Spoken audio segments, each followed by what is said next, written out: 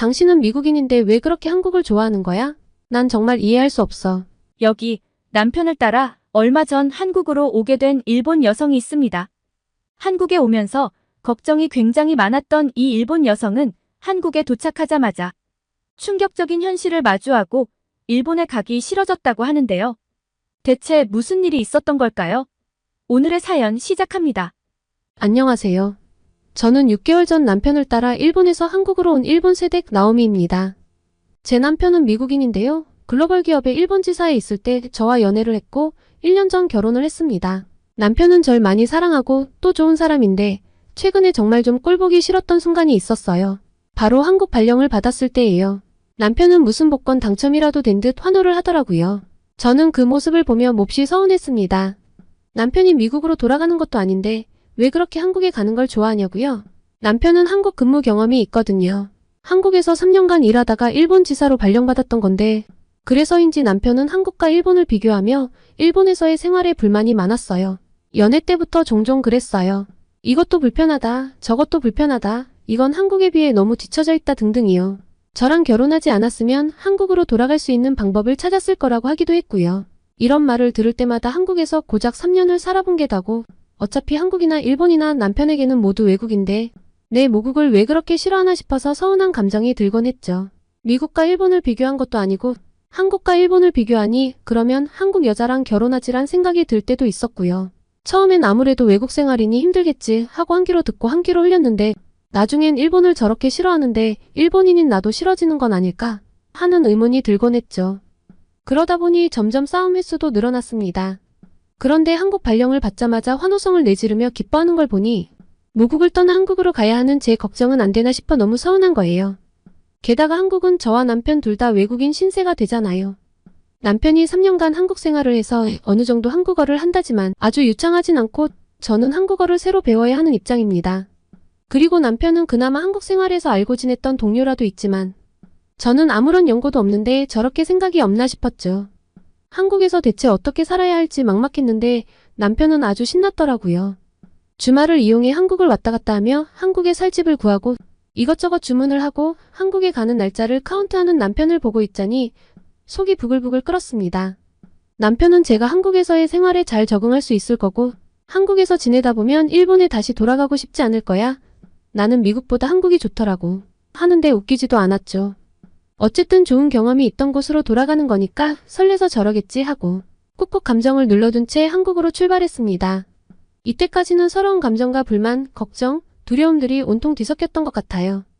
그런데 이런 복잡 미묘한 감정이 한국에 도착해서 저희가 살 집으로 도착하자마자 당황스러움으로 바뀌었습니다. 집으로 가는 택시 안에서 제가 남편에게 집 열쇠를 달라고 했거든요. 그런데 열쇠를 안 주는 거예요. 아니, 정확하게는 열쇠가 없다고 했습니다. 그게 말이 되나요? 집 열쇠가 없다니? 집 도착해서 이것저것 자잘하게 사러 왔다 갔다 해야 할 테니 짐도 많은데 택시에서 내리기 전에 장난하지 말고 먼저 달라고 했는데 계속 없다고 하더라고요. 집 열쇠가 없으면 어떻게 들어가냐고 거짓말하지 말라는데 제 황당한 얼굴을 보더니 마구 웃는 거예요. 가뜩이나 한국에서 생활할 것이 걱정도 되는데 집 열쇠도 안 주고 열쇠는 없다는 헛소리나 하면서 웃다니. 저는 공항에서 집으로 가는 택시 안에서 서러움의 눈물을 흘렸습니다. 제 눈물을 보고서야 좀 진지해지더라고요. 그런데 입 밖으로 낸 말이 뭔지 아세요? 널 놀리거나 그런 게 아니라 나오미, 진짜 집 열쇠는 없어.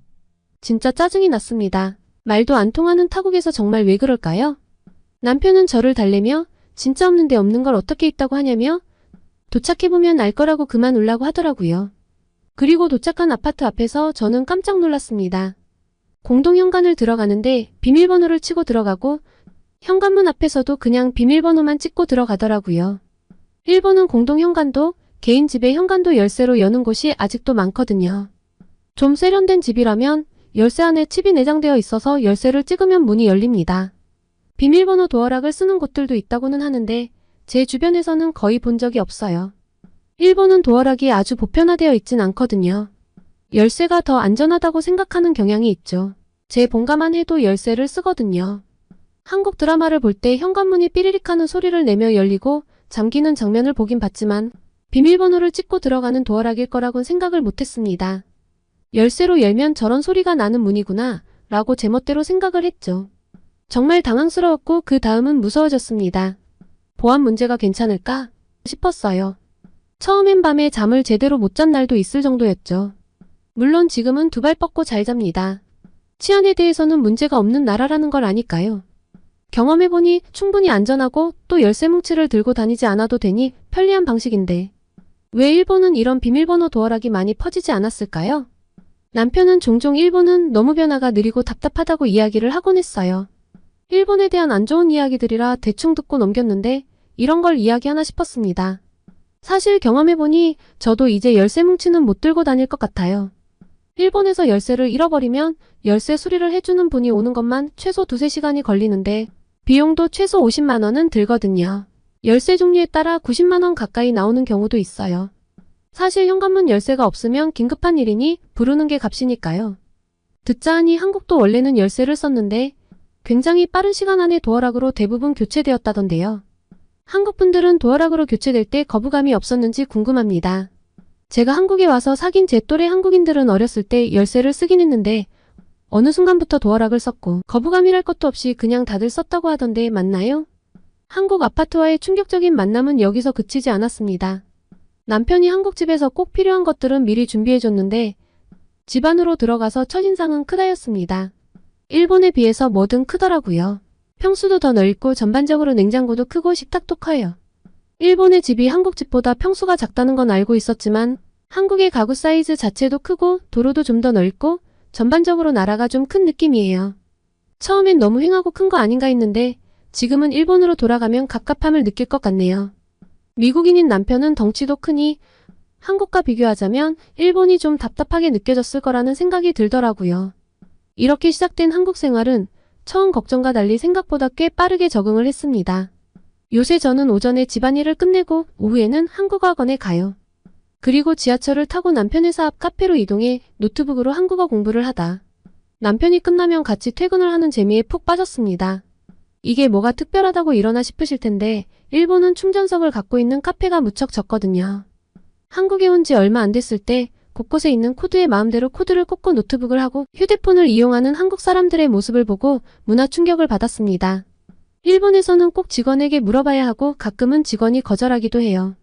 묻지 않고 그냥 꽂아서 쓰다가는 경찰을 부르는 경우도 있죠. 전기 도둑이라고요. 물론 대형 프랜차이즈인 스타벅스 같은 곳을 가면 되지만 개인 카페는 안 되는 곳이 흔하죠. 와이파이를 쓸 수 없는 곳도 있는걸요.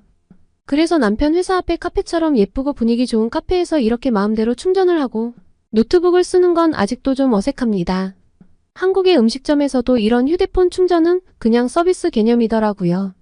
다양한 충전선을 마련해 놓고 식사하시는 동안 충전을 해드리겠다고 써놓은 걸 보고 믿기지 않아서 진짜 이렇게 충전을 해주냐고 몇 번을 물어봤던 기억이 생생합니다. 제일 충격적인 건 카페든 음식점이든 무료 와이파이가 어디서든 흔하다는 거예요.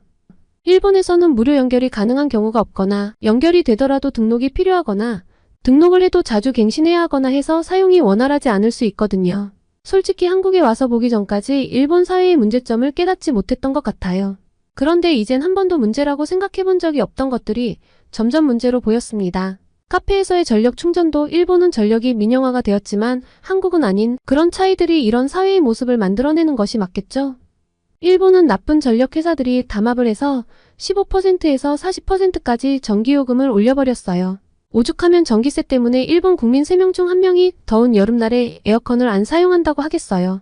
일본 내에서 열사병 환자가 나날이 늘어가는 건 전기세가 비싸니까 그래 라고는 생각했는데 전력이 민영화가 되어서 이런 문제가 생긴다고는 왜 생각을 못 해봤을까요? 작다면 작은 차이인데 사실 생활과 밀접하게 연관되는 일들이다 보니 저는 이런 생활 곳곳에서 한국의 장점을 느끼고 있습니다. 그리고 점점 의문이 듭니다. 솔직히 일본 사람들이 세금을 적게 내는 것도 아니거든요. 예를 들어 300만 원을 받으면 주민세 20만 원, 소득세 10만 원, 연금보험 30만 원, 건강보험료 10만 원이 빠져나가요. 그래서 실수령액이 230만 원 정도입니다. 한국보다 세금을 많이 내는데 그 많은 돈은 다 어디 갔을까요? 제가 앞서 말씀드린 것 말고도 사실 한국이 더 좋은 부분들이 곳곳에서 발견돼요. 지하철의 스크린도어가 일본에서는 아직도 제대로 갖춰져 있지 않은 곳이 대부분이거든요. 한국은 적어도 제가 가본 모든 지하철역에 스크린도어가 갖춰져 있었습니다. 스크린도어만 있었다면 제가 일본에서 원하는 직장을 다녔을 텐데 씁쓸했어요. 예전에 중요한 면접을 보러 집을 나섰다가 면접을 망친 적이 있거든요. 전철을 타러 갔는데 인명사고가 지하철역에서 난 거예요. 지연이 엄청나게 되었고 전 결국 면접 시간에 늦었죠.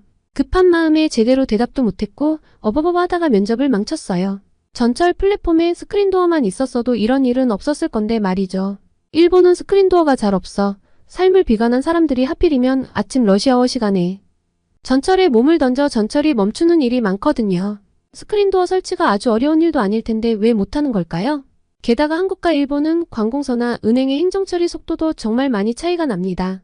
한국으로 와서 정말 놀란 게 주민등록 등본을 떼는 게 이렇게 빠르고 저렴하게 처리될 수 있구나 였어요. 일본 같은 경우에는 이런 행정처리를 진짜 빠르면 30분, 기본 1시간은 기다려야 하거든요. 그뿐인가요? 한국은 전자신분증으로 다 해결되는데 일본은 이것저것 다 카드를 들고 다녀야 합니다. 은행이든 어디든 도장이 필수고요. 그런데 한국은 도장도 안 쓰더라고요. 한국에서 도장을 쓰는 걸 전 거의 못 봤던 것 같아요.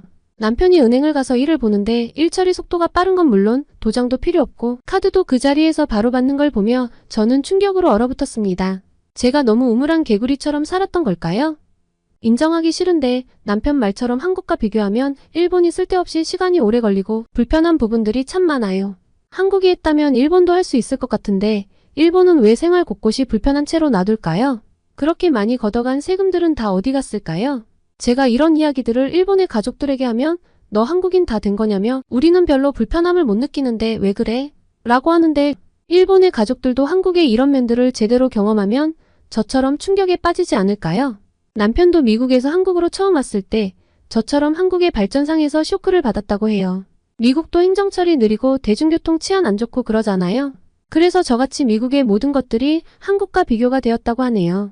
남편 말로는 한국에 외국인들이 와서 산다면 자기처럼 모든 면면들이 많이 비교가 되어서 아마 다들 한국에 와서 살고 싶어 할 거라나요.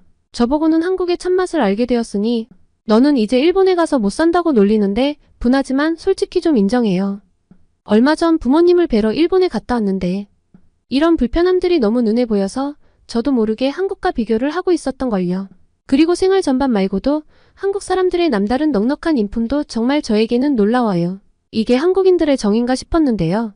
남편이 집 근처에 맛있는 분식집이 있다고 하는 거예요. 저는 떡볶이는 매워서 못 먹지만 한국의 순대와 튀김을 좋아해요. 한인타운에서 먹어본 적 있거든요. 기분 좋게 따라갔는데 남편이 이모, 여기 튀김이랑 순대 1인분이요. 튀김엔 떡볶이 국물 좀 부어주세요. 라고 주문을 하더라고요. 저는 너무 당황했습니다. 일본에서는 저렇게 주문하면 안 되거든요. 안절부절 못하는데 분식집 아주머님께서는 튀김에 떡볶이 국물을 부어주시고 매울 텐데 괜찮겠냐며 어묵 국물도 따로 주시더군요. 그리고 단무지도 내어주시는 거예요. 저는 떡볶이 국물과 어묵 국물은 얼마를 내야 하지? 아예 어묵을 준 건 아닌데 이건 반값인가? 단무지는 얼마지? 메뉴판에 없는 것 같은데? 혼자 열심히 머리를 굴리는데 남편이 이건 그냥 주신 거야. 라고 하는 거예요. 너무 놀라서 눈이 휘둥그레해졌는데 남편이 한마디를 더 덧붙이더군요. 내가 그래서 일본 사람들이 정이 없다고 한 거야. 이게 무슨 말이냐고요? 요새 한국 음식이 인기가 좋아서 일본에서도 쉽게 먹을 수 있거든요. 연애 시절에 함께 한인타운에 놀러가서 떡볶이와 순대를 먹은 적이 있는데 남편이 한국에서 했던 것과 비슷하게 순대에 떡볶이 국물을 좀 부어달라고 했어요. 그랬더니 분식집 주인 아주머니께서 국물은 따로 부어드리지 않아요.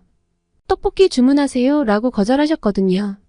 어묵 국물도 어묵을 주문해야 먹을 수 있다고 해서 저희는 그때 다 먹지도 못할 만큼 많은 양을 시켜서 남기고 나왔던 기억이 있습니다. 남편이 그때 엄청 투덜거렸거든요. 저 주인 한국인 아니지? 분명 일본인일 거야. 라면서요. 저는 그때도 일본인이 맞는데 그게 뭐가 어때서. 당연히 안 시킨 걸 달라니까 그렇지. 라며 화를 냈었는데 한국에 와서 보니 김밥 한 줄만 시켜도 김치에, 단무지에, 국물도 내어주고 식당에서도 다 먹은 반찬은 리필도 해주는 거예요. 정이 많은 걸까요? 아니면 다들 일본인보다 부자인 걸까요? 일본은 동네의 흔한 규동집에서도 작은 종지에 들어있는 단무지, 절임, 그리고 김치까지 다 돈을 받거든요. 무료로 먹을 수 있는 게 있긴 있어요. 초생강이요. 한국에 비하면 야박하기 그지없죠. 한국 사람들의 넉넉함과 인심, 정은 사실 한국에 와서 사귄 동네 친구들에게서도 많이 느낍니다. 한국어가 서투른 저를 잘 챙겨주고 한국 음식이 매운 편이니 힘들지 않냐며 제게 동네 일본식 식당 링크도 보내줬어요. 일본 사람들은 대체적으로 남의 일에 깊게 상관을 안 하려고 하거든요. 물론 친해지면야 다르지만 친해지려면 한참 시간이 걸리는데 한국 사람들은 먼저 다가와 주더라고요. 그래서 걱정스럽던 한국 생활도 잘 적응해 나가고 있습니다. 모든 게 어색했던 제게 먼저 다가와준 한국 친구들에게 정말 고마운 마음이에요. 그리고 솔직하게 말하면 일본으로는 다시 돌아가고 싶지 않아요. 미국도 일본도 싫고 한국에서 지내고 싶어 하던 남편 마음을 100% 이해하게 됐거든요. 지금 이렇게 온돌바닥에 남편과 맨발로 돌아다니고 있는 지금은 더더욱이요. 일본 겨울이 별로 안 춥다고는 해도 겨울에 집안이 정말 썰렁해요. 코타츠니 전기장판이니 이것저것 다 끌어다 써도 코가 시리거든요. 에어컨 온풍 기능을 틀어봤자 건조한 공기 때문에 힘들고요. 신축 맨션에 살면 다르겠지만 누구나 비싼 맨션에 살 순 없잖아요. 그런데 한국 아파트는 일단 일본에 비해 단열도 더 잘 돼요. 무엇보다 바닥이 따뜻하니 집안 공기 자체가 너무 훈훈한데 건조하지도 않아서 제 피부는 더 좋아졌습니다. 씻고 뭘 바르지 않아도 건조하지 않다니 완전 신세계죠. 일본에서 열심히 가지고 온 털슬리퍼며 발랄로며 이불이며 핫팩은 필요가 없어졌고요. 집을 한국처럼 지으면 쓸데없는 방한용품을 안 사도 되는데 일본은 왜 안 되는 걸까요? 남편과 둘이 소파에 등을 기대고 앉아 한국에서 가급적 오래오래 지내고 싶단 말을 하는 요즘입니다. 한국 생활을 몇 년간 더 할 수 있을지 모르겠지만 다른 나라로 가게 되면 한국과 비교가 되어서 못 살 것 같은데 걱정입니다. 그러고 보니 궁금하네요. 한국에서 일본으로 가신 분들은 답답해서 어떻게 살고 계실까요? 오늘은 남편을 따라 한국으로 온 일본 여성의 사연이었습니다. 오늘의 사연 어떠셨나요? 오늘의 사연이 마음에 드셨다면 구독과 좋아요를 눌러주세요. 여러분의 구독과 좋아요는 계속해서 좋은 사연을 소개할 수 있는 힘이 됩니다. 이상 감동저장소였습니다.